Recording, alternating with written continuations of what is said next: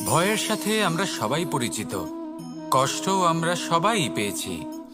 কখনো কখনো আমরা অসুস্থ হয়ে পড়ি, আর এমন সময় হলে মাতার মমতা, কখনো বাবার স্নেহ, কখনো বন্ধুদের পাশে থাকার অনুভূতি আমাদের রোগ নিরাময়ে সাহায্য করে।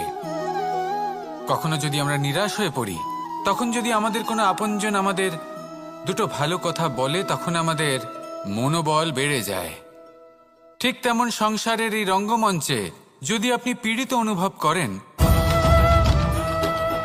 কিছু শুভ কথা আলোচনা করুন, কিছু স্তুতি গান করুন, কিছু মুহূর্তের জন্য হলেও নিজের ইষ্টদেবের কথা স্মরণ করুন আর প্রার্থনা করুন। সাহস বাড়বে, শক্তিও বৃদ্ধি পাবে এবং সামনে এগিয়ে চলার পথও দেখতে পাবেন। তখন এই মন প্রসন্ন হয়ে বলবে, রাধা রাধা।